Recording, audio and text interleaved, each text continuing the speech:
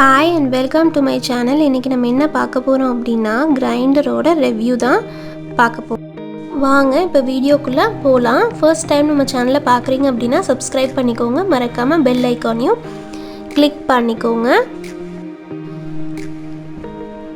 இப்போ நம்ம பார்த்துட்டு இருக்கிறது வந்து 3 litre power plus Ponmani wet grinder.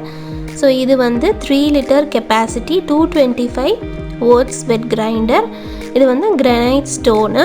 இது வந்து மினி கமர்ஷியல் வெட் கிரைண்டர் அப்படின்னு சொல்லிட்டு அவங்களோட வெப்சைட்டில் வந்து போட்டிருக்காங்க. ஸோ இது வந்து வீட்டுக்கு வந்து ரொம்பவே வந்து யூஸ்ஃபுல்லாக இருக்குங்க. ஸோ எப்படி வந்து யூஸ்ஃபுல்லாக இருக்குது அப்படிங்கிறத நான் உங்களுக்கு டெமோவும் பண்ணி காட்டுறேன்.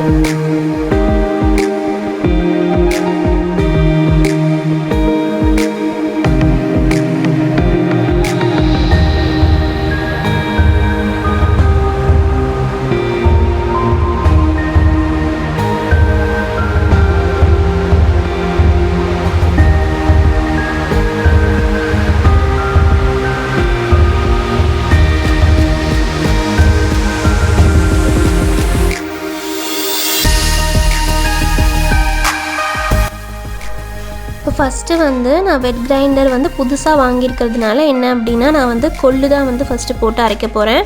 ஸோ அதனால் வந்து நான் கல்லில் வந்து கழுவி நீட்டாக வந்து வச்சுருக்கேன். ஸோ எல்லாத்தையும் ஃபிக்ஸ் பண்ணிவிட்டு உங்களுக்கு வந்து அந்த கல் வந்து எவ்வளோ வந்து ஸ்பீடாக சுற்றுது அப்படிங்கிறத நான் வந்து காட்டுறேன். ஸோ ஃபஸ்ட்டு வந்து நாங்கள் இது வந்து போடும்போது ரொம்ப பயந்துகிட்டே தான் போட்டேன். பிகாஸ் வந்து அந்த கல் வந்து ரொம்பவே ஸ்பீடாக வந்து சுற்றுது. அப்போ அரைக்கிறதும் வந்து ரொம்ப ஸ்பீடாக வந்து நமக்கு அரைச்சி கொடுக்கும். ஸோ இது வந்து நான் வாங்கி வந்து ஒரு 3 to 4 monthsக்கு அப்புறம் தான் இந்த ரிவ்யூ வந்து நான் உங்களுக்கு கொடுக்குறேன். இப்போ ஃபஸ்ட்டு வந்து நான் கொள்ளு வந்து போட்டு அரைக்க போகிறேங்க. அது பாரு எவ்வளோ வந்து ஸ்பீடாக சுற்றுது அப்படின்னு சொல்லிட்டு உங்களுக்கே வந்து தெரியும். ஏன்னா நார்மலாக நான் வந்து லக்ஷ்மி கிரைண்டர் தான் வச்சுருந்தேன். ஸோ அதை விட இது வந்து கல் வந்து சூப்பராக வந்து ஸ்பீடாகவே சுற்றுது. அதனால் வந்து அரிசி எல்லாமே வந்துட்டு ஒரு 10 minutes தாங்க, 10 to 15 minutesல வந்துட்டு நீங்கள் ஒரு படி அரிசி போட்டால் அரைச்சிருது. ஸோ ரொம்ப வந்து ஸ்பீடாக நமக்கு வேலையும் வந்து முடிஞ்சிருது. அதே மாதிரி உளுந்தும் வந்து ஈஸியாக நமக்கு வந்து அரைச்சிருது. நல்லா வந்து பொங்கி வருது. அதனால் வந்து ரொம்ப ஈஸியாக வந்து நமக்கு வேலை முடிஞ்சிருது. இப்போ பாருங்கள் எவ்வளோ வந்து ஸ்பீடாக சுற்றுது அப்படிங்கிறது பார்த்தாவே வந்து தெரியும். சவுண்டும் வந்து ரொம்ப கம்மியாக தான் இருக்குது. ஸோ வந்து நம்பி இந்த கிரைண்டர் வந்து நம்ம கண்டிப்பாக வாங்கலாம். ஸோ இது டில்ட்டிங் டைப் அப்படின்னு இருக்கிறதுனால நம்ம வந்து மாவு வந்து ஒவ்வொரு டைம் வந்து கையில் எடுக்க வேண்டியதில்லை. முடிஞ்சதுக்கப்புறம் ஜஸ்ட் வந்து டில்ட் பண்ணி மாவை வந்து எடுத்துட்டு வாஷும் பண்ணிடலாம் ஈஸியாக.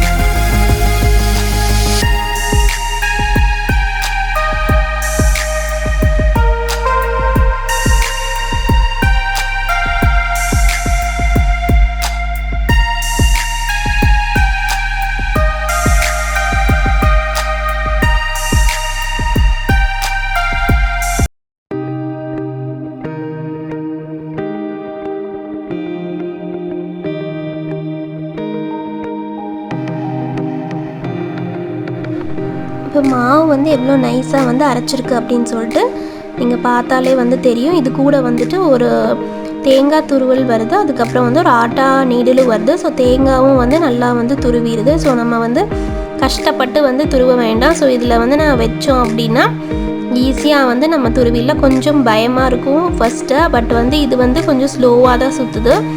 அந்த இது சுற்றுறதை விட மாவு அரைக்கிறது சுற்றுறதை விட இது கொஞ்சம் ஸ்லோவாக தான் சுற்றுது. ஸோ அதனால் எந்த ப்ராப்ளமும் இல்லை. நம்ம வந்து ஈஸியாக வந்து அரைச்சிடலாம். இந்த வீடியோ உங்களுக்கு பிடிச்சிருந்தா கண்டிப்பாக வந்து லைக் பண்ணுங்கள், ஷேர் பண்ணுங்கள், மறக்காமல் சப்ஸ்கிரைப் பண்ணுங்கள். தேங்க்யூ.